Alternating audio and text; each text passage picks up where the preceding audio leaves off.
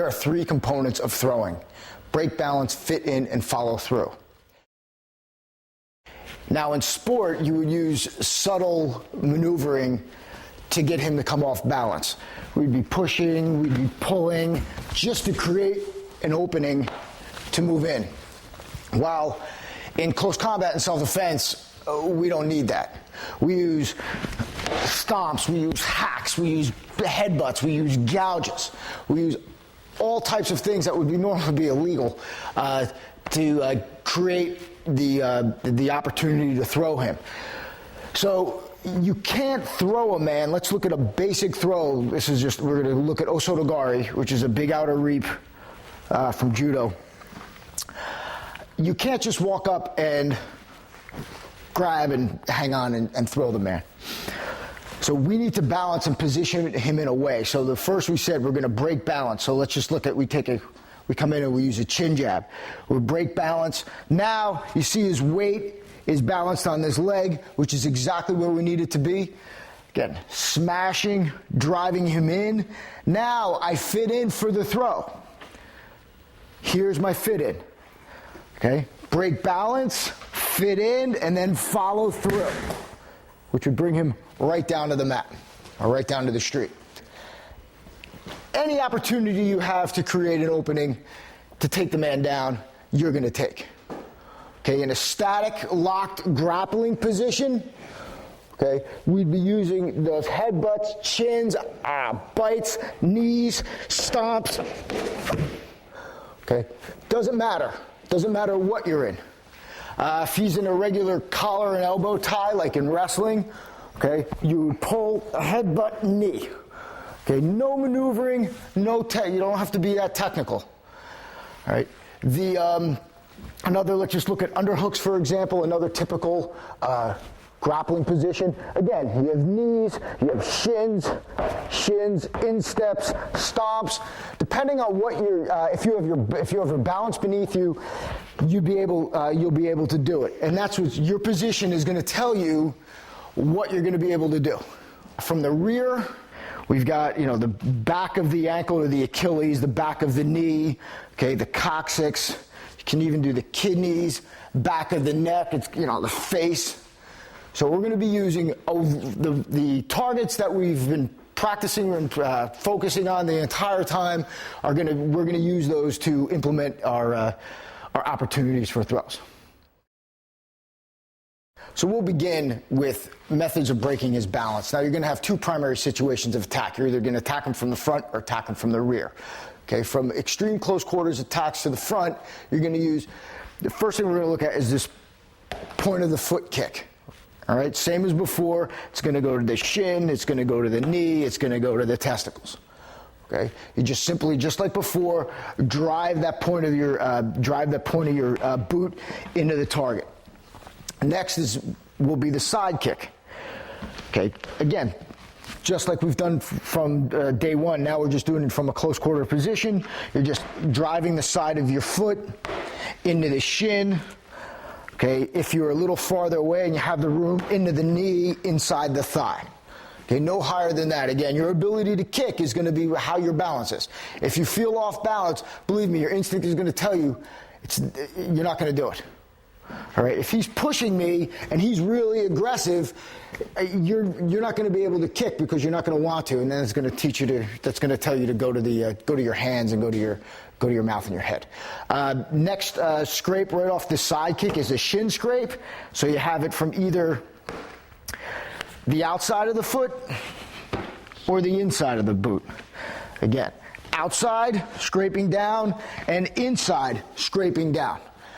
Okay, very simple. Just drive straight in, shreds down the shin, and smashes on the instep of the foot with the bottom of your boot. Really simple. The next technique is just a knee.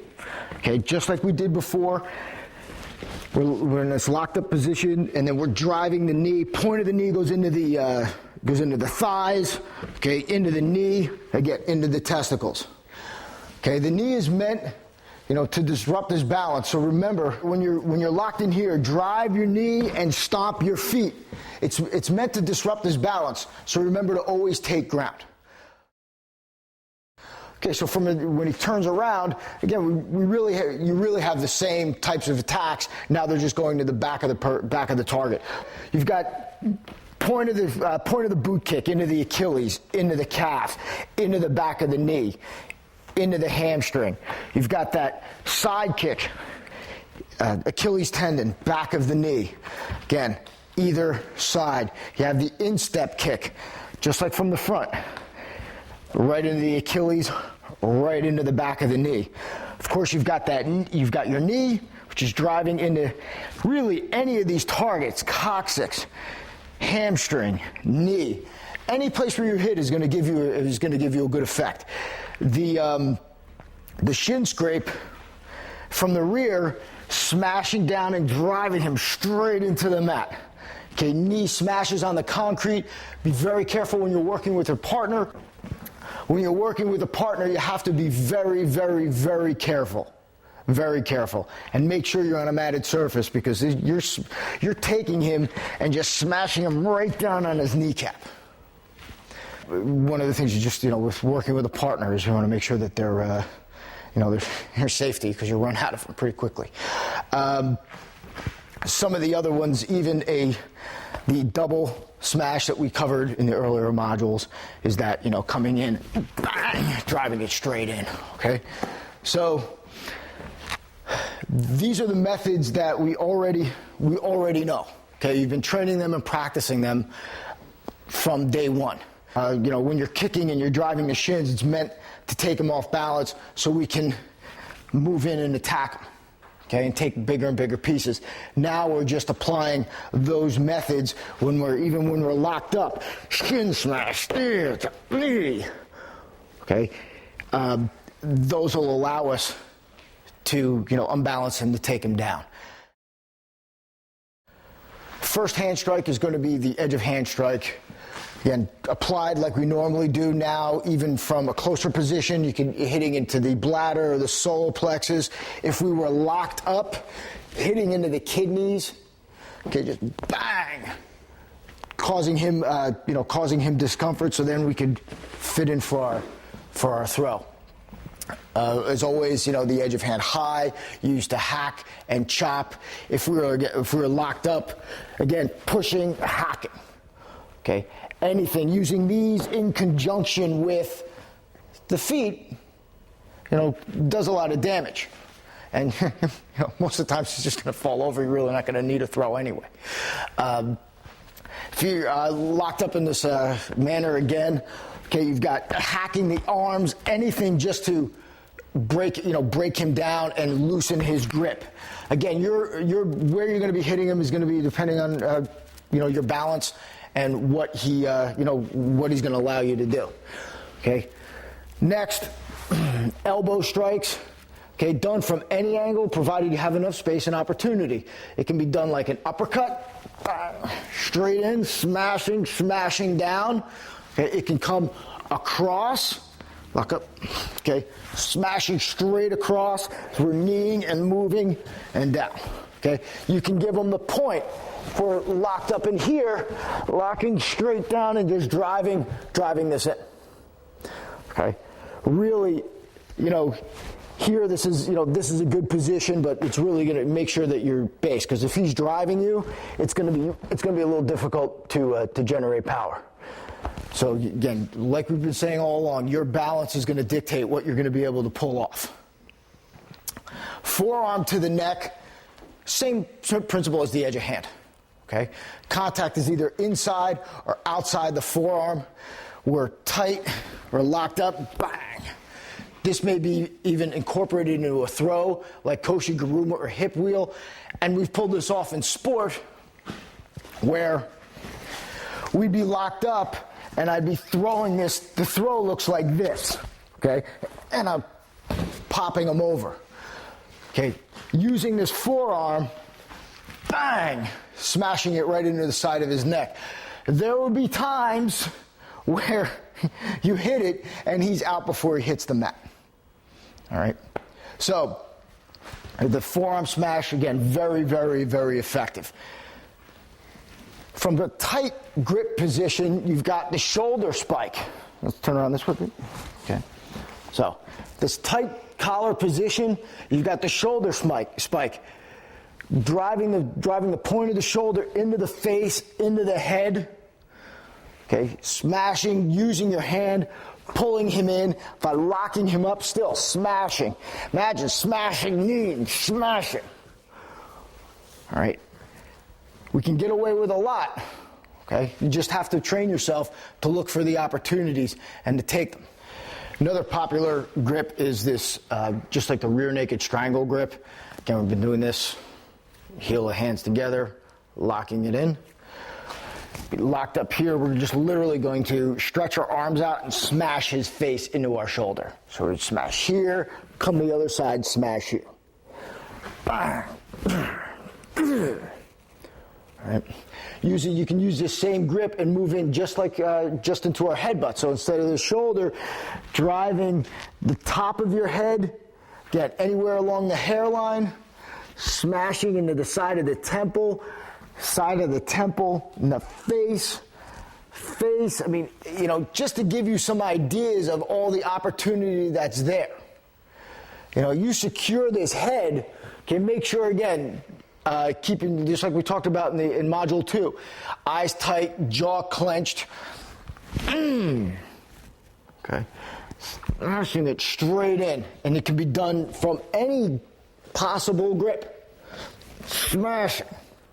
Okay, there it is. Smash, shoulder spike, knee. Okay, even basic foot stomps. Even will cause him to come off balance. So, any attack out of the ordinary is going to make him aware of this. And you need to stop his momentum. Okay, stop his momentum. Okay, now we have our hand techniques for the rear, so people please turn around. Of course, we have our edge of hand to high to the skull, to the back of the neck, to the kidneys. You also have your heel of hands, just like our chin jab and our tiger claws, just driving up into the skull. Really simple and straightforward.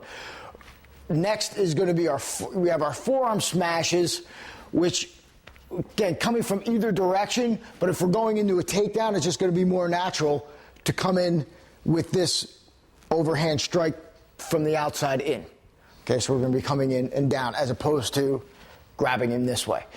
There's a rear arm hug, which I'll show the front first. Okay, just comes over just like a big hook, like you were a defensive end, taking down a quarterback. So you just come in and just bang and just hit it. The other element to this is the hip check. Turn this way.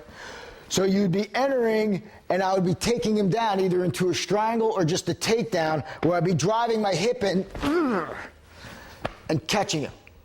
Okay. Violent and explosive. Okay. The hook is done with a lot of force and driving impact. Okay. Always remember from the rear position, when we're hitting him, bang, and we're moving, then we're going to start to want to move him back and put his weight on his heels. Okay? Then, we're just moving to one of the basic takedowns. Okay, remember, use whatever presents itself. Use gouges, bites, tears, shoulder smashes, knees, shin kicks, stomps, anything you can use to take him off balance and create opportunity and gain tactical superiority. Okay? We've been saying from the beginning of this video, your ability to strike depends on your balance. Okay, through practice, you will instinctively know what you can do. Once you've got him off balance, then you can take him to attack. The majority of throws and takedowns practiced today have only sport application. Most will put you in vulnerable positions and are unrealistic for street fighting. Now, that's not to say that they've never been used successfully in the street by people who trained in these methods. They have. The question you have to ask yourself is, do I want to spend more time and effort learning on those methods, or do I want to stick to methods that have a higher percentage success rate, take less time to learn, and will put me in the least dangerous position as possible? Leg attacks for example, that require you to shoot in like double leg takedowns like you would see in wrestling. Back up a second, Pete. Where I'm coming in and going under the ground, sacrificing my body, automatically put me in a ground grappling situation.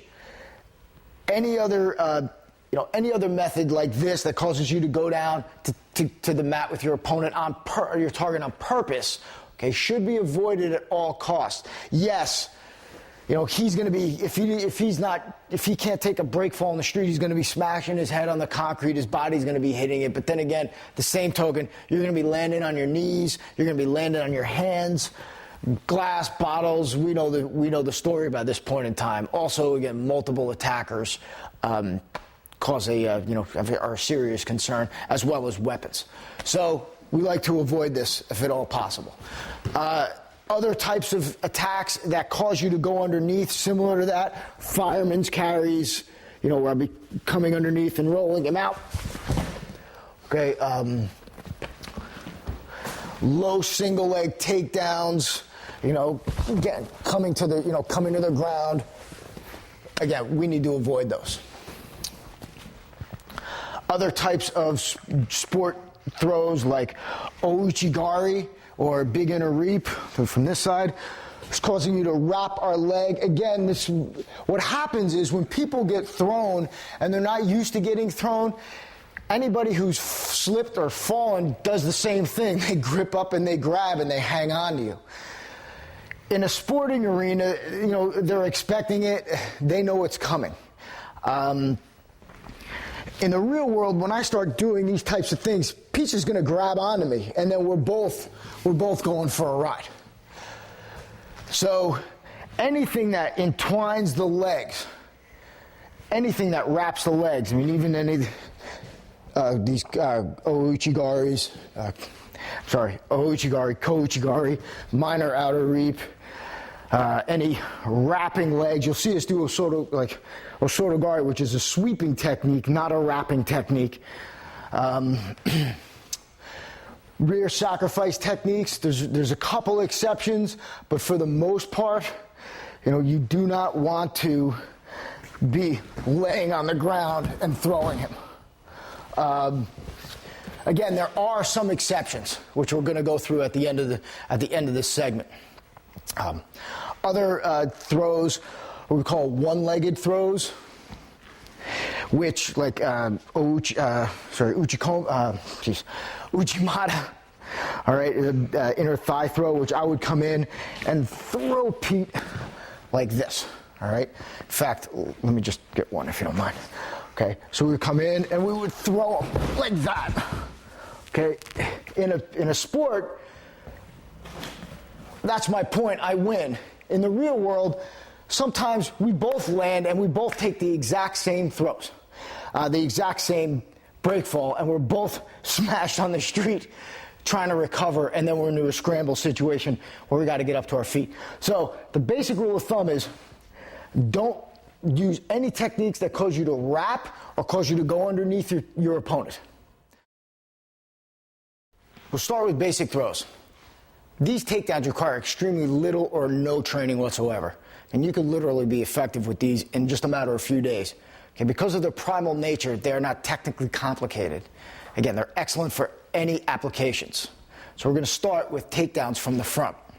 First is going to be the hockey takedown or hockey-style takedown, which is exactly what it looks like. You would literally grab him by the shirt or by the collar and the shoulder and just snap him so he's down, face down on the mat. And as you snap him, you want to take him in the direction and unbalance him going forward. I guess the technical part of it would just be your body motion. You're going to be grabbing him anywhere here, and this is like the absolute easiest throw to do, right?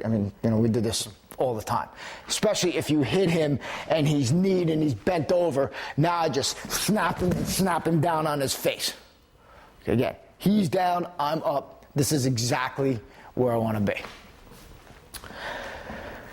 Really nothing too technical about it. The only thing is just to stay out, and it's going to be a feel type of thing where you want his head and his body weight down. You don't want to pull him into your body. Okay? You want to keep your hips away, feet away, snap him, and move him down. Okay? Now remember, we're doing these throws after we've caused some type of injury and distraction to him. Some type of injury and distraction. Okay, coming up to a man who his balance hasn't been broken and just gripping him, depending on the guy, is going to give you a funny look. All right, so you really just want to make sure that, and then I snap and work him down. A variation on that is the snap down. So instead of gripping the sleeves, we can grab onto the body and to the head. Okay, this is very popular in wrestling. You be grabbing the neck. You can use the collar in the neck. You can use both hands on the head. General rules: where the head goes, the body goes. So we're driving the head straight down into the deck, and that's where his body's going to go. Gripping, snapping down. Again, now this time, we continue to push him and push him through the ground until he's all the way on the deck. Back up. Same throw as the hockey takedown, just a little different grip. Again, we can grab the arm and the sleeve, we can grab the sleeve, the wrist and the collar, the tricep and the collar, or just the head, and snap him down. Okay, just driving him down. Same body mechanics as before, just a different grip. The next throw is going to be the bulldog or the head twist takedown. He loves this one. Okay, so the head, we're going to exploit this line. Okay, this fulcrum, this pivot line. You're going to seize the chin, whether you're grabbing it with, after a chin jab, or you just happen to grab his face. And I will say that, people act a particular way when you start grabbing their face and their throat, especially if they're not used to it. They start to kind of panic a little bit. We can use this to our advantage.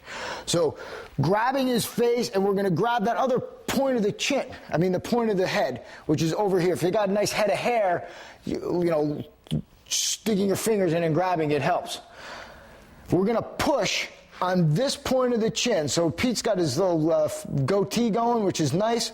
It's right on this point line. This is also where the knockout point we talked about in Module 1. So we're going to drive this straight over as we pull the head, and we're going to imagine to drive the chin over the shoulder and down to the mat. At the same time, we're going to step back here and bring him down to the mat. This side, good. Grabbing the chin, grabbing the head, driving him straight over and down.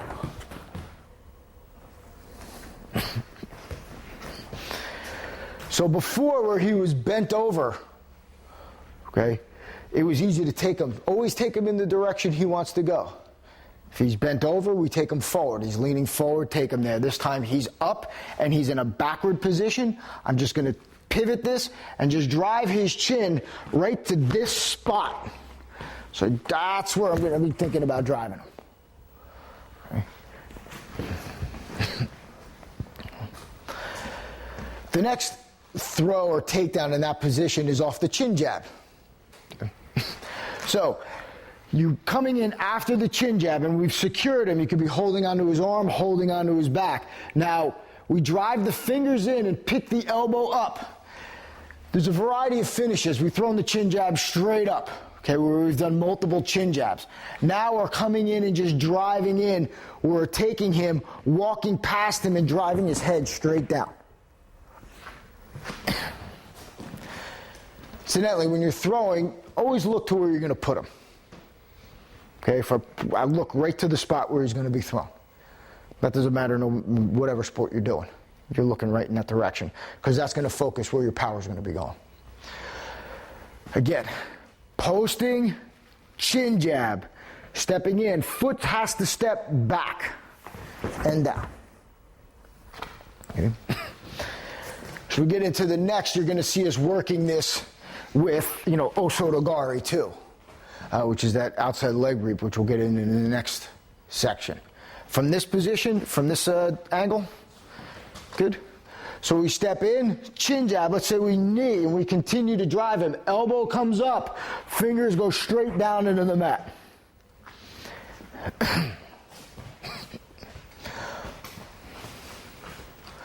The next throw is the side arm and head takedown.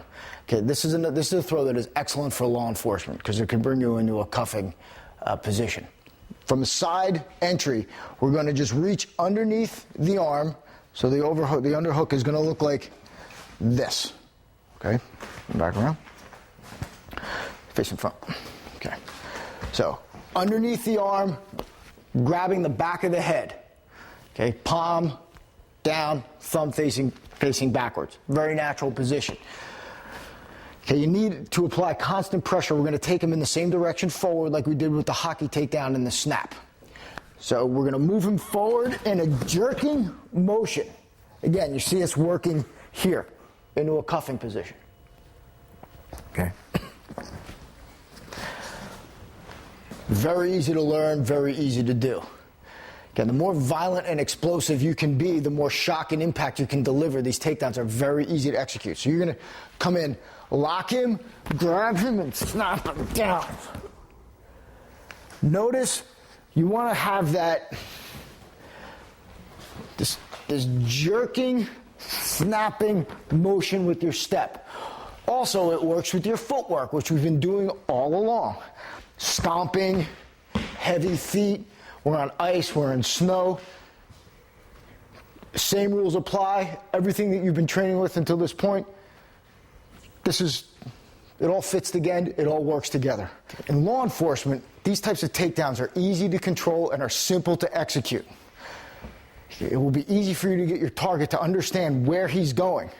Okay, most time when you try to attempt a throw that's too complicated, like we're going to get into before, you know, your subject really doesn't understand where he's going because he may be wrapped up. I mean, we're going to be doing stuff like locked up in here and throwing him here. I mean, this is going to freak somebody out, okay? At least here they know, okay, game is over. I can grab it. I know I'm going down to the mat. And, you know, there's not a tremendous amount of pain compliance other than the normal shock and awe that you'll be applying with your normal just putting your hands on them to the neck and to the body, and they know that you're going to be there. You know, these basic throws can be taught to anybody and are usually employed naturally in in law enforcement. Okay, guys who just been around for years just know just grab them here and toss them down to the ground. So, this is the stuff that works. This is the stuff that you need to practice. This is the stuff that everybody should practice. First takedown from the rear is going to be that rear strangle takedown. So turn around. For this blow we were working on with the hip automatically falls right into a rear takedown. And this is going to be done with that hip check. We're going to start about a meter away. We're going to giant step in. Obviously, he doesn't know we're here. You don't want to start getting too close where he starts to he still starts to sense it. So this whole sensory removal stuff, we're going to be one giant foot away. The hip's going to come in, bang, we hit violent shock. This contact is going to throw his hips forward with our hip, and we just take him back straight down.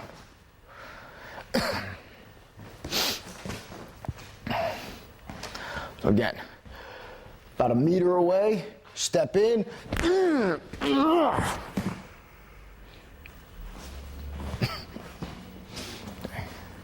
One more, Pete. Moving in.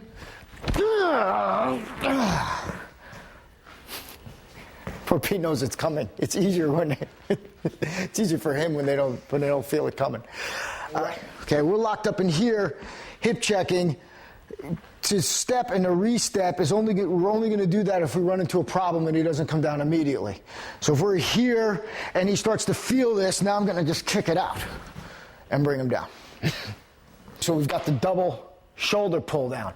So you're going to grab both his shoulders. Now we're going to use the instep.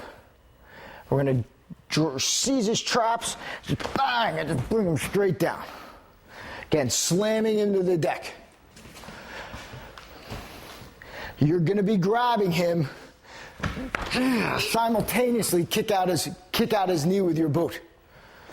Okay, continue to work backwards as you snap him down. You're going to have to, when training with a partner with this, you're just going to have to take it easy. There's no, if you did this hard and violently, you'll cause damage to the knee, but for the most part, he's going to hit his back and his head off the mat real hard. Similar to that throw is using the face. Okay? Just grab the face. Don't worry about a pressure point in his eyes. You're just going to use the face to break his balance and drive his head back. Okay? Keep your chin and head tucked and protect yourself when you're moving back. So if you're getting this close, his hands he's going to want to turn and at least face you. But the funny thing is, most defenses in this position, the guys, they'll do this. They practice for this static position. But in reality, we're just doing, moving the head, face, shin and instep to the back of the knee. This concludes our basic throws. The basic throws are really simple movement, core body stuff, don't require a lot of technical training, and can be mastered in a matter of days, not weeks or months. Next, we'll move to intermediate throws. These methods require a little more training than the basic throws. You will need a partner in some instances to understand the full scope of what's needed to complete the maneuver. And it's always a good idea to supplement your training at this level with some types of combat grappling systems, be it judo, jiu-jitsu, or even wrestling. Again, it'll give you a good idea about leverage, position, and balance and strength. And it'll also inoculate yourself to getting in the close proximity of somebody. Again, you don't have to go and be a national champion, but it just, some idea and some limited amount of training is excellent and a great way to supplement your close combat training. The next throws in this section are the original battlefield combat jiu-jitsu throws. They've been modified by combat sport. The result is that now when you see these throws, they cause you to go to the ground, get tangled up in your opponent, and in some cases they cause you to fall, and in other cases they cause you to throw yourself. One of the main differences between the battlefield and the sporting arena is that you'll be using the blows, the gouges, the kicks, and the bites to disrupt his balance. Okay. You may also have injured him and disoriented him enough so that putting him to the ground will only require you shifting his weight and executing the throw. The first throw we're going to start with is Osotogari, big outer reap. I'm going to start the basic position by grabbing his wrist and his collar. Again, we're working without a gi and we're training without a gi. So you'll be holding it, and really what we want to do is put his weight on this foot. Okay, it's a reaping motion, so we're going to pull and we're going to crank him over. You notice I pull the head in and just suck him right into my shoulder. When we're fighting, again, we can be using gouges, we could be using strikes, to move him over. Whatever the case may be, we're in this position. So when we're practicing the throw solo, we're going to just get into this breaking balance mode, if you will. So we're going to lock him in, we're going to pull him over. Now this foot sweeps up. So we're going to step right next to his foot, pull the weight down, driving the head over. I'm looking where I'm putting him, I'm reaching it. Straight down. Okay, and that leg sweeps through with no regard. Okay, you're just taking whatever's in your path. Okay, you notice I'm using a crash pad. It's hit or miss sometimes whether we make the pad or not, but it's all mat. But, I love Roger, so I want to keep him around a little bit. So we lock him in, keep him in nice and tight. Step. Notice chest to chest body contact. Locking him in, pulling him in, reaping, throws. And you're driving him violently into the ground. Okay, whether he can take a break fall or not, is it going to make a difference if he's out on the street? Variation on this throw is just going to be how you're reaping the leg. Instead of wrapping it all around, we're going to be driving the knee straight back. Okay, whether we hit the back of the knee or even just drive it in, Judo Komura was famous for this, And it wasn't unusual that guys would get knocked out in regular randori practice by this throw, because he came in and he smashed and drove that thing in just like a shot, and it drives back just like a back kick. With your training with your partner, be careful. Be very careful. I can't do this near with any power to Roger. I'll obliterate his knee. And I need him. He's a good training partner. Okay, so left, straight down.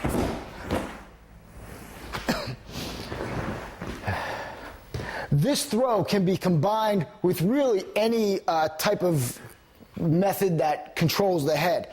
Using a hand yoke, and Osotogari is incredible, is excellent. Using a chin jab and Osotogari. Using this forearm smash. Okay, you come in, bang, okay, and just boom, boom. Crush them. Literally crush them. Any blow that allows you to control the head and the upper torso can be used. The only thing I'm just going to mention is to make sure that you're pulling his weight on this leg for the takedown. Because what will happen is, back off a little bit, Raj, if I just come in and hit him, which is effective, he just steps his weight back and he's out of the way. Okay, so you need to secure him in a way, bang, that puts his weight there and it's there for me to take it. If it's not, if he puts his weight, step off a little bit, so you're going to put you so you step back on that foot. Okay, he puts his weight back on his other foot, and you go to reap this, his leg comes right off the mat. Okay, so you need to have the weight down. And the way to make sure to do that is to pin his body in some way, shape, or form to here. If he's got a collar on me, lock him here. Okay, it doesn't matter. Bang, here, there's my throw. Okay, there's my throw. Next throw we're going to is Ogoshi, or big hip throw. And this is one throw that's rarely changed from the battlefields days. It's very popular, and most of these throws you're going to see the same or variation with in most grappling arts, from Sambo to Greco-Roman. There's only one body attacking another body, and there's only so many ways you can twist, move, and throw it. So you're going to grip around the wrist. The other hand is going to come across the back. Turn around, Roz, so you can see. Across the back. So take a step back. Good. So you're going to first start by your entries. You're just going to take a cross step roughly on or about to where his foot is. Reaching in as deep as you can. Now you're going to step in with your second foot. So your fit in looks like 1, 2. There's a third subtle step after it. It's 1, 2, 3 to set yourself. I'm going to be pulling him so his weight is coming to his front right corner. Again, there's 8 basic ways you can break balance. One is going to be forward, be backward, and it's going to be left, right, and then front left, and back right, and back left. It's pretty basic. It's in every judo manual you pick up.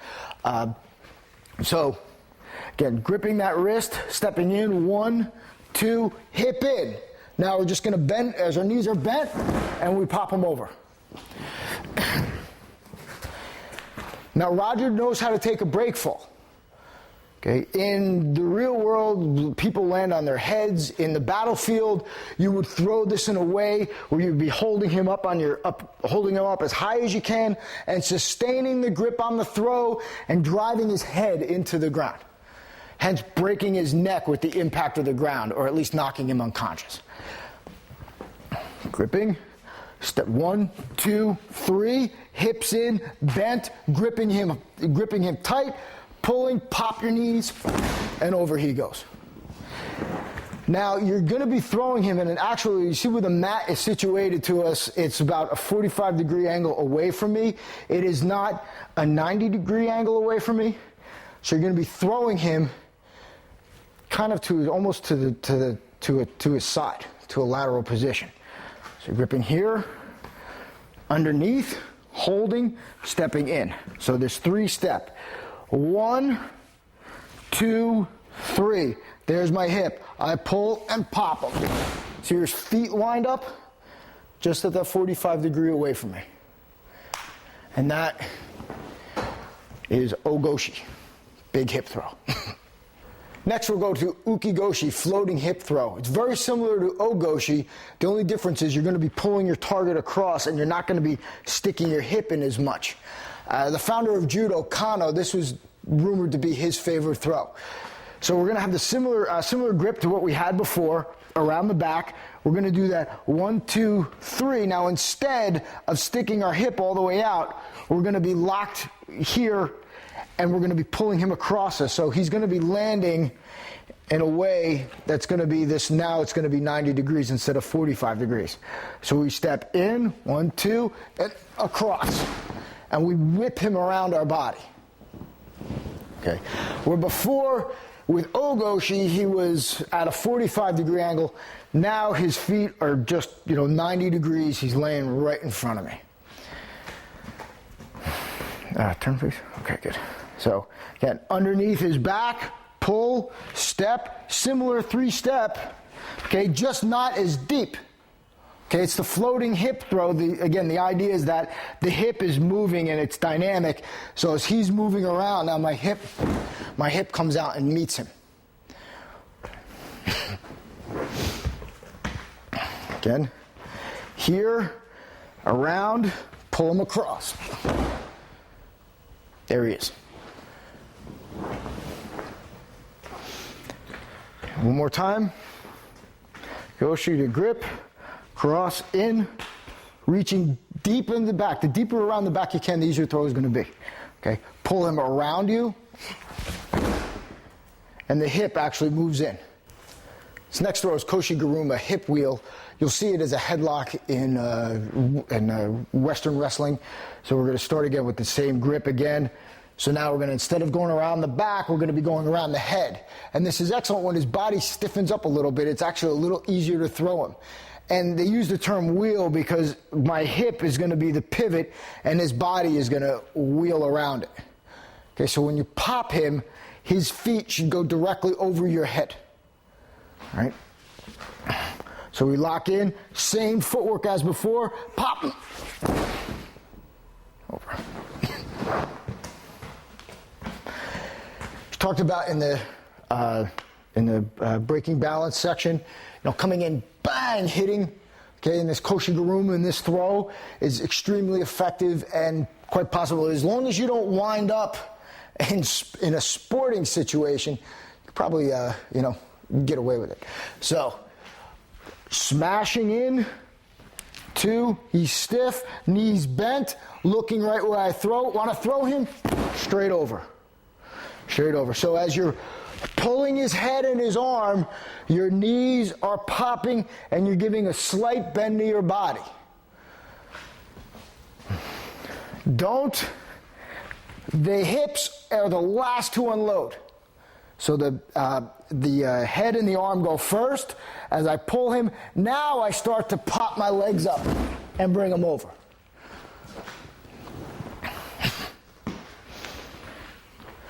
Not before. One of the mistakes people make when you're training or teaching is they start doing this. They get in here, they put their legs, and then they start to pull. Okay, now I've got nothing to pull with. Down, I start to pull, I load them up and drop them straight over. That was. Again, in a battlefield situation, you just sustain the head a little longer, driving his head straight down into the ground. And that is Koshi-Guruma. Next, we'll go to Tsuki-Nage, scooping throw. Okay, and this is an excellent throw if you can time it right. You may find yourself coming with a few edge of hands, take his lead grip, you grip over as deep as you can, so you come in, bang, bang, locking in as deep as you can, and then you're going to grip underneath, pop him up. Andre the Giant, where are you? Okay, this is like WWF stuff, but it's excellent. So if you're strong enough, it's a fantastic throw. I mean, technically, if you get in the right position, you'll be able to do it. But you'd be moving in, smashing, locking up, grabbing, swinging, bang. Just smashing them down on the ground. Okay. It's not just a lift. It's a lift, pull, and rotate. Okay, this will bring his legs up to a position so you can dump him not on his back, but right on his head. In sport judo, you're going to throw him on his back. In combat, you throw him on his head in hopes of knocking him out or worse. Okay, so, again, throwing him on his back isn't necessarily a bad thing. It's going to hurt, but, it'll definitely mess their day up. But if you're throwing him on his head, it's a whole other story. So the choice is yours. So you're going to lock him here deep, lock him up, pick him, rotate, throw. So this comes, bang, over. Next throw is going to be Oshiro Goshi, rear hip throw. It's very similar to Ogoshi. Roger, back to the mat, please. Go over your top. Okay, very similar to Ogoshi. Okay, but you're going to be now, instead of back to back. Ogoshi, remember, we were back to front. Turn around, right? Here, we were back to front. Now, we're just back to back. We can lock him up in a chain grip. Okay, contact him, and you're just going to drive him straight over. Now, in judo, we would be concerned with bringing him straight to his back. In combat, we'll drive him to his head or onto his face. It doesn't matter. Okay, so we're here, popping him up, locking him. Okay, hip to hip, pop, and over. Again, that lock, popping him in, locking him in, hip to hip. There it is. Nice and easy. Nice and easy. Next, we're going to call a Ryo Ashidori, a double leg pickup. Now, I know someone's saying, hey, didn't you show that's not the throw to use? Okay, there's a distinct difference between a wrestling style takedown and a judo style takedown. In a wrestling style takedown, it's not necessarily that it's required pretty much that you leave your feet. I remember learning this as a Japanese double when I was a little kid, learning junior wrestling. And that's exactly where it came from. It came from judo. So, just to show you the throw, and then we'll break it down again. We're going to pop in here. The point of our shoulder goes into his midsection, and I'm going to grip up and grab right below right above his knees, right on his hamstrings. We're just going to pop in, bang. So he goes straight over. So let's just turn around, Roger. Okay. So we're going to step in between his feet, break his balance. So again, that imaginary line in between his feet breaks his balance, and we want to time it so that the point of our shoulder and our chin is tucked, makes impact as I'm gripping up on his legs. So it locks in here and it drives him forward. And now I'm pushing off and literally like running right through him. And you hit him with that shock, it's going to fall like a sack of potatoes. So Roger, come here. Okay. So we drive in and grip. Bang! Right into it. So the wrestling style is a little deeper. We're locking in and we're following him to the mat. The Japanese style is just shock and quick bang. And I can't pull off that pickup without driving that shoulder into his midsection. It's not going to happen. You need that type of shock and awe. So that concludes our intermediate throws. Again, not completely complicated. Still, none of them really take us underneath or wrap our body around inside his fork, okay, in the legs. We stay on one leg. I know you're thinking, oh, well, Osotogari is a one-leg technique. It doesn't force us to balance all our weight on one leg. Okay, so, as we said before, we're coming in with a Uchimata. The throw is literally up here. Okay, it's literally balancing on one leg. Osotogari, just do a fit in. Osotogari, just here. Okay, I'm still balanced and I can still handle it. last segment are advanced throws. Okay, these are takedowns that require training, practice, and of course a partner. If time to explore using these methods, they're extremely effective in putting your adversary in the dirt. First throw is a personal favorite of mine, is Ippon Seoinage, or single shoulder throw. This throw can be done normally with your grip, okay? Can also be done with an arm lock, which we don't practice. Okay, things like using an arm lock or an arm break will allow us to break his balance a little easier, but it's difficult to control. Difficult to control. Again, we can also come in with this throw, bringing it underneath both. Okay, so it's okay. So you would be for the arm lock throw. I'm just going to show the fit in. I'm not going to show the throw. You're going to be turning the wrist up.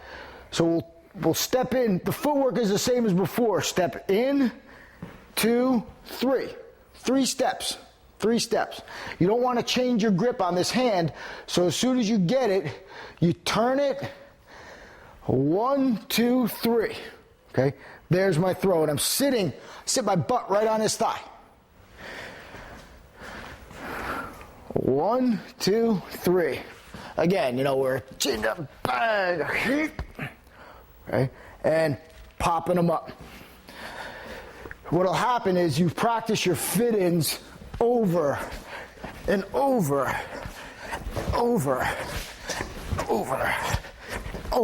okay? You'll practice them over and over, getting into that lock, so that by the time you do it, it's instinctive and convulsive. There's no way around it, no magic secret. Doing a lot of them helps. One of the stories I like to tell is when Yanni said, I'm like, hey, Sensei, I need to make my throw. I need this to work. He said, do 700 a day. I laughed, but he didn't. So it was like, okay, and I did it. But you don't do that forever. You do that for a period of time until you just don't start thinking about it anymore. The other grip is now with a two-handed grip. Now we're still doing the same entry on the lead arm, but now we're just taking this arm and just stuffing it underneath. Now I will say that this rests on my shoulder as an arm lock, and this rests over the arm as an arm lock. Again, popping him, bringing him over. There's really nothing he can do. So, just that entry again. Turn, 1, 2. This setup goes over my shoulder. Sits here, it doesn't go back here. Then you're not going to get it, and he's gone. Okay, here, over. And this will pop him straight up. So the regular throw is just grabbing the wrist, step in, 1, 2, sit, elbow in the armpit, not on the shoulder, okay, not here. You want to be as tight as possible to him, because when you start turning, you lock up here, nice and tight. Because when you start fitting in, you already want to start pulling him.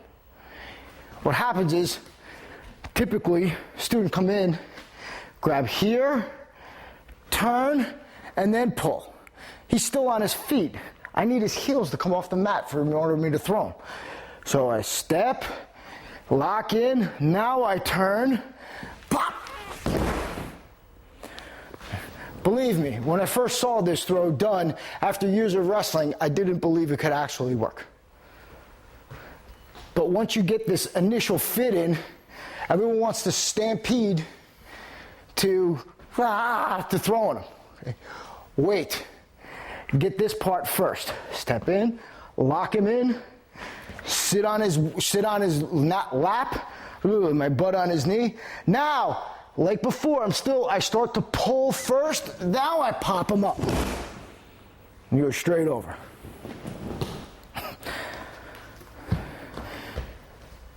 Same as before. Roger knows how to take a break fall. We got a nice mat. Slamming somebody on the ground, especially after we've hit the and then in, moving in, he's done. He's done. A lot of these throws will work excellent with, back up, okay. Roger moving into me, okay.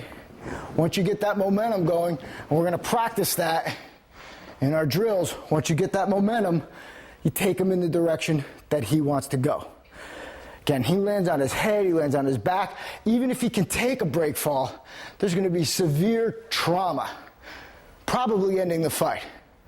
I mean, most people aren't spending their time doing break falls anyway, so just the idea of going from a standing position, ass over tea kettle, bang, slamming on the ground, they're not ready for it. Next throw is Sodi Suriguruma, sleeve wheel throw. This is a great throw. It can cause a tremendous amount of damage, even in the sporting arena. Okay, you'll start by grabbing both of his wrists. Yeah, just, actually we'll show the entry from here. Grabbing both of his wrists. This hand's gonna drive straight up over the head, and this hand's gonna come around the waist. It's gonna be similar to Ippon Seiyanagi, same type of fitting. Don't re-grip to do it, just keep the grip. And when you're throwing or you're striking or doing any type of things, once your action starts, you can't change your grip. So you step across, drive it straight up. Across, straight up. This arm pulls across, grabs the wrist. Now I'm locked onto his hands. That's where my grip is.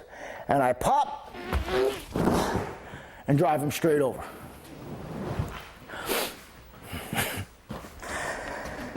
Again, be very careful. Okay, partner's going to have to, have some confidence in their ability to take a fall. So drive it straight up, across. Pop them in and over.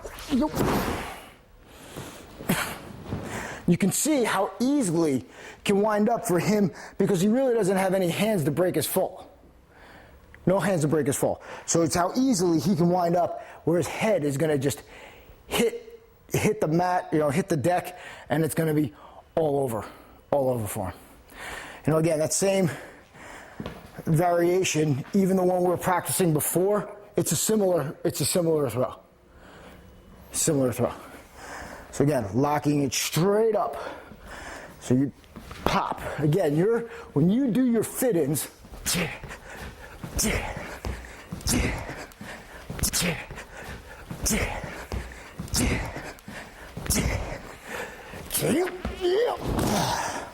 okay, you just keep hammer till it becomes second nature. Next, we'll move to Taitoshi or a body drop. Okay, the grip is going to be the same. You're going to be here or you can be across the back. Depending on how large you are, how tall you are, it depends on your reach is where you're going to put your hand. So you really got to kind of feel for it. Now you're going to do the same 3-step entry, 2, 3. Okay? 1, 2, 3. Now we're going to pull him in this front direction and then pop over. So there's not a lot of body contact. Not a lot of body contact. We'll do it. You'll see us. We'll do stuff like here. I'll stomp on his foot. I'll move his foot back, and then I'll throw him over. Right? So, gripping here, step across, step behind, step in. Now I'm pulling him. See, he's moving forward. I extend my knees and drop him over. So a pull and extend. Pull and extend. Another variation on the grip is just coming in to the arm. So your forearm is going to be right into his elbow. Again, these things are complicated, take some more training. So 1, 2, 3.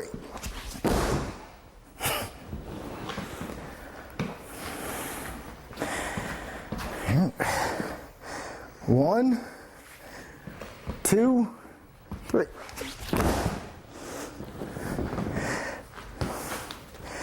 Follow through. Make sure, biggest mistakes guys make, and women, knees aren't bent, knees are straight here. So you start to pull, there's no lift. I need to lift, pull him as I feel him bind up on me, then I straighten my legs. Okay? Then I straighten my legs. Again, notice the body contact. Not a lot. And just his arm and technically my foot. if I don't injure him enough or distract him enough or time this enough, he's going to be wrapping on me, moving around, and no throw is going to work for you like this. No takedown is going to work for you like this. So you have to make sure that he's sufficiently injured. And you also have to practice these enough so that they are instinctive and convulsive. Next throw will be Dashi Baraya, forward foot sweep, and we'll also show some, Koshiguruma foot hook. My judo instructor, Yoshisada Yonesuka, is a 9th degree black belt. When it came to self-defense, this was his favorite throw. Again, ironically enough, it is the least encumbering throw in all of judo. Okay, so you're going to first start by getting him, or by timing it, so when he steps with his lead foot, okay, we're going to be catching it and sweeping him to the ground. So one of the ways we practice this is we're going to do a 3-step, take one more step backward. Okay, good. So we're going to do a 3-step. It's going to be 1, then we're going to step, turn. Now I'm going to stay on this path. So if you picture us on railroad tracks, you've got the 2 ties, both of our feet are on either rail. Step on the other rail, and then step and sweep. Good. It's difficult when you're practicing this because your partner is going to really be trying to help you, and in reality you want them to just give a realistic approach to it, where they're stepping forward. When you time it right for sport, he'll drop like a ton of bricks. The sporting application of this depends a lot on timing. Okay, you're going to be catching him while he is stepping forward, and you're just sweeping it out from under him. Combat application, you're going to have a little bit more leeway. So you're going to be moving him, his foot's going to be back, his weight's going to be here. I'm just going to take it and sweep it down. So when all his weight is on that foot, it actually turns into what we call a kouchigari, or kosotogari, I should say, and a small outer reap. We'll be moving him here, okay? He steps back, I just step it out, okay, and bring him to the ground. We can be locked up here, okay, and all his weight's here, and then just top it and bring him down. Okay, so you're going to be catching him when he's either weight's on that foot or when it's coming on that foot. When we're practicing it, you're going to see us, we're going to step to get the timing down, and then step, turn, and then step and sweep. Okay, so you're going to be timing it one way where his foot's going to be putting weight down, and other where his weight is going to be all the way on that foot. The next variation of these foot sweep is what we call okuriashi baraya, or sending foot sweep. So now instead of taking him in the direction he's going, we're going to literally take him in the lateral direction and send him away from us. We're taking him forward now with attacking the lead foot and pulling it forward. Now we're going to be sending it away. So Roger's face this way. Okay. The sweep, to break it down, you can focus on my feet, is Roger's going to step laterally. No, the other way. Okay. And as his foot's moving in, I'm going to come in and I'm going to sweep this foot into his other foot. So just we step, and you're going to sweep. Okay. Step, sweep. It looks like we're dancing, I know, but this is how you get your timing. So step, sweep. So when we're to practice and to see it, we're just going to do what we call just a 3-step drill. So just step over once. Okay. So we're going to do 1. We're going to start to you see we start to lift them up and upweight them. 2, and then 3.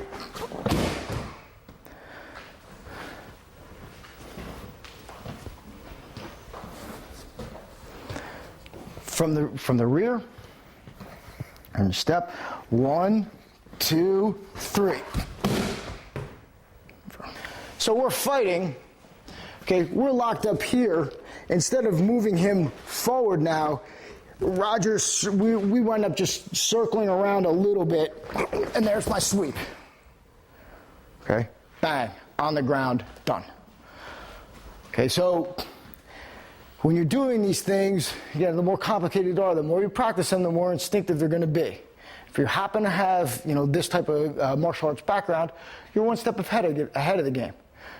The other problem is that if you're starting from a martial arts background, you also have some combative bad habits sporting bad habits to get rid of and some combative habits to put in. So it's it's a trade. Next, we'll start with the good old Irish whip. You're going to grip his arm like a baseball bat.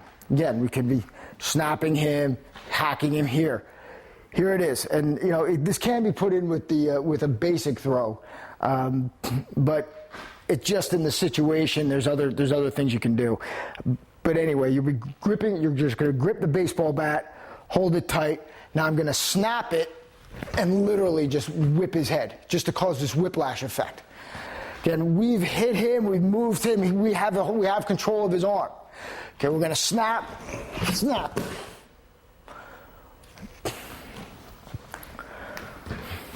We can also use this not just to get him to the ground, but just to get him to bend over in a position where we can hit him a little harder.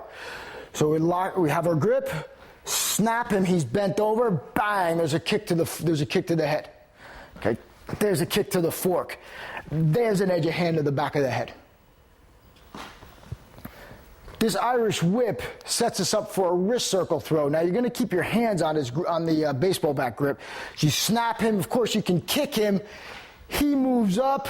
I'm going to lift it, bring it over my head, and think of cutting a sword. I mean, Roger's smart. He's going to take a break fall. Okay, but most people aren't. Their head's going to go right into the ground. So as I step, big circle, and cut. James Bond aficionados have seen this throw done time and time again. Okay, we grip. I snap it with an Irish whip. Okay, kick him. Take him from underneath. Step in and over. Big circle draws above your head. Grip. I step in, draw it. Okay, here it is. And now it's a big cut. Imagine I had a katana, samurai sword, cutting straight down. That's it. Obviously, if the less grip you have and the sweatier it is, the more difficult it's going to be. Okay? But it's still a very usable throw if trained. And if you're in a situation where I'm here, whatever, I hit him, he's tenderized enough, we lock him up, we bring him in, and just bring him down to the ground. It's there, we're training him, hey, let's practice it. And they're fun. Now, there are exceptions to the rule, okay? And the next couple throws are, they're ones that have proved me wrong, because there are certain situations where this may be your only option.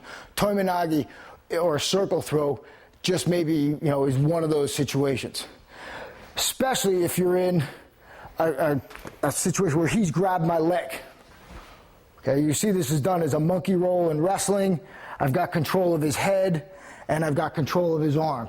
I'm going to step. My foot is going to go as far back as it can. As far back as it can. So I'm going to step, I'm going to tuck my chin, and I'm going to roll. There I am. Now it's a scramble. But at least he's going down too.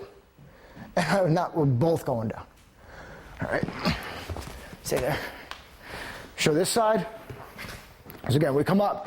He grabs my leg. I crank it onto the head. I'm going to sit. This foot's coming forward. I'm going to sit my butt as close to his foot as possible. My back is round. My chin is tucked. Good. Now we're moving. And at least, we've improved our position. If he happens to hit his head on the way down, bonus. Bonus. The other time a tomoe-nage would work is if from module 3, he's in this ground position, he's in here, and I'm just pushing him off. Okay? Just pushing him off, keeping that one leg in between you and him. All right? Again, stuff that's in the, stuff that worked in the beginning always works. The next throw is going to be ashidori to oishigari. So it's going to be a single leg pickup to a inner reap, especially if this guy is throwing a roundhouse kick at us and we're moving in on him and we catch it here. And this is one of the main reasons you don't throw roundhouse kicks in the street. It leaves your body open. Even if me just running through him, we'll put him to the ground. So I keep my foot, my rear foot comes in, and takes it out. So he throws that round kick.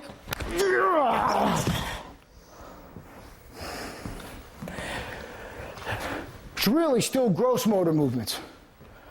That's all it is. Slow. Comes in, I just move into him. This hand is just up protecting my head. Right? Sport fighters and Thai fighters are kind of used to this position of me getting this close. And in the street, the movements are going to be larger and wider because of the adrenaline dump. So there's not going to be a ton of control. I'm just picking it up, and now I'm putting the back of my knee to the back of his knee and stepping through him. Bang! The next two techniques are typical jiu-jitsu techniques, and they're worth mentioning.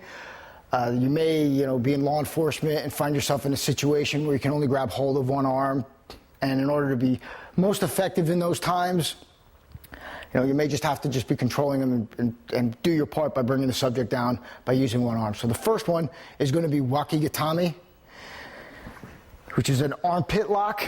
So you're going to be grabbing, start by grabbing the wrist here.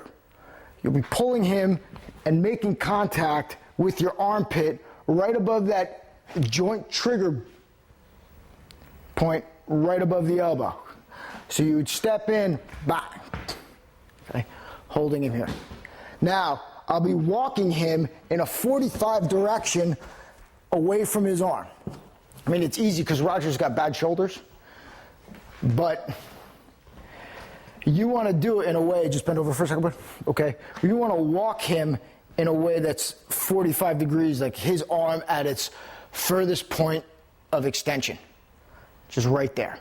Okay, this is going to enable you to pull him straight down. I mean, what I just did is another variation of this throw. So if you would imagine a group of people holding a subject down and he's bent over forward, you would be locking him up so you don't get into this mess. Again, everybody who's been in the bottom of a pile-up knows that while your friends or your associates are doing their best to cause damage to the target, most of the time they wind up hitting you. So we want to avoid that as much as possible. So we're going to stay on the outside, and it's easy to control the man. If you're using your body weight, you can get his arm. If his arm is tightened up and you need to just hack it and take it. Okay? There you go. Nothing simple to it. No wrestling about it.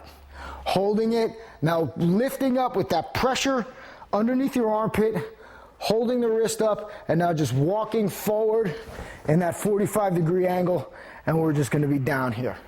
Okay, well, again, later we're getting into, some of the arresting stuff. But this is just taking him to the ground. Another variation of this, again, he's bent over, grabbing, turning the wrist, so you're going to see that the pinky or the edge of the hand is key into all of these types of arm locks. So you're going to make sure the pinky's in line with the elbow. We're going to push down, gripping on that same trigger point so that our web of our hand is across that trigger point above the elbow. And now we're going to walk him off 45-degree angle straight out. Straight out. Again, imagine either he's injured enough that he's bent over and pliable, or he's in a scrum and you've got 2 or 3 guys already on him trying to bring him to the mat, bring him to the ground. So you've got 2. You've got 1 underneath, and then 2 just right here. Again, arm is tucked in, smashing it with an edge of hand. Again, doing this would probably dislocate the elbow if done hard enough. Okay, smashing, moving up, getting the shoulder, getting those muscles to relax, give them the old Charlie horse, and then pulling them forward. The last one will be Kotegaeshi, or outward wrist turn or wrist lock. This is another one that's okay if presented in a manner, if all of you are, you've got him in a situation where he may be locked up with other people and he's standing straight up now.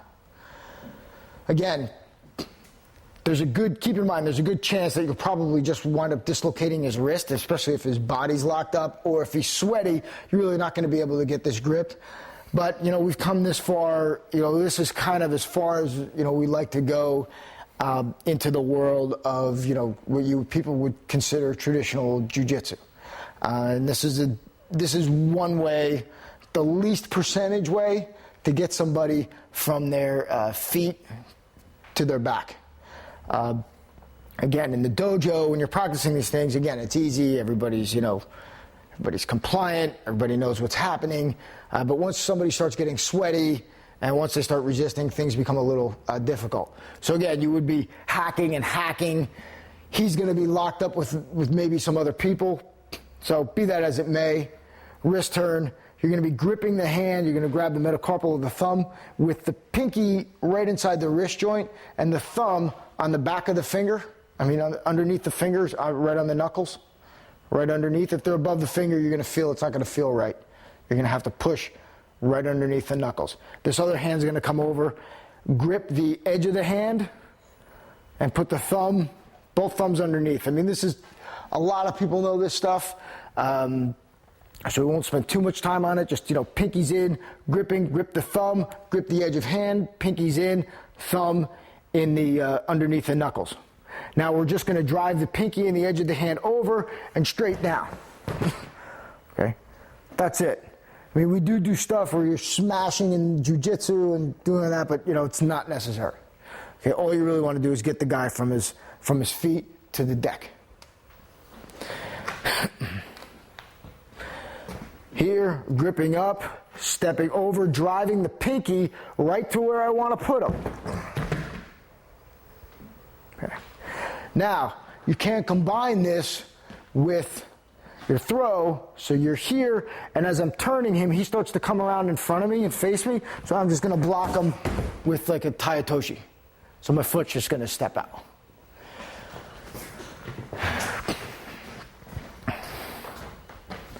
So we're locked up here, moving him around, stepping in, step.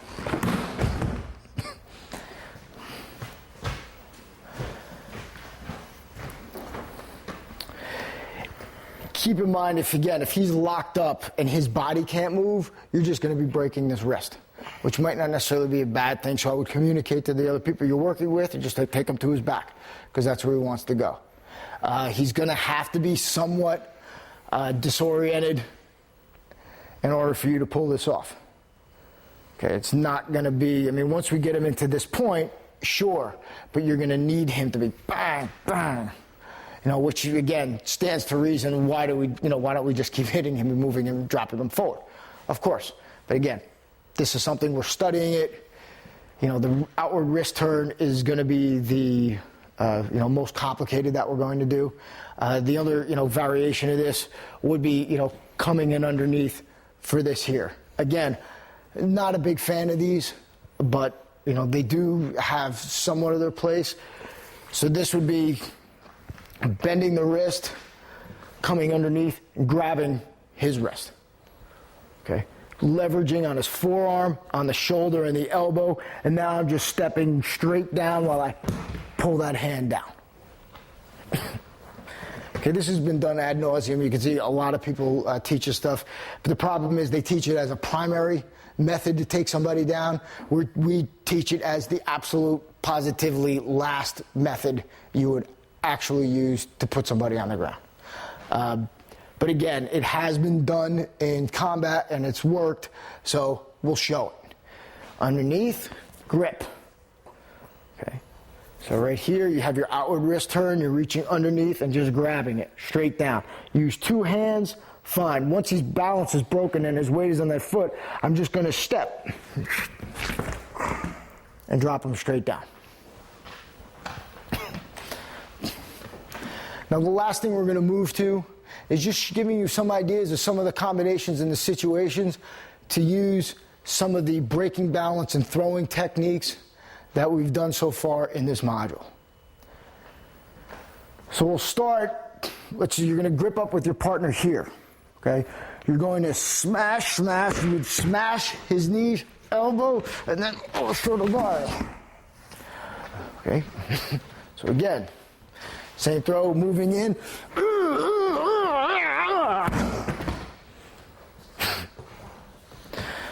And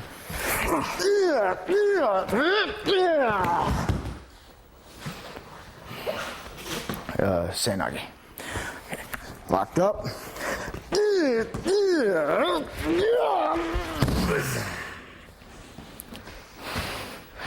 And Seoi-nage.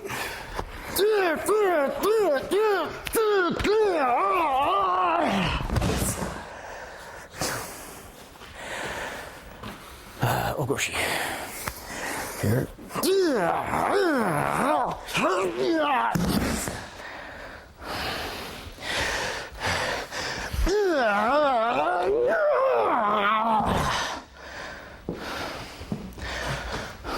Okay. Not sporting maneuvers. Okay. Not subtle, but really combining those strikes with your throwing. That's what it's going to look like. And that's what it's going to be. Unless you've really hammered him to the point where it's like, and he's over. Okay, so when we move to the drills, we're going to focus on developing breaking balance. Then we're going to develop the actual throw, the fitting in and the follow through. And they're going to work on putting together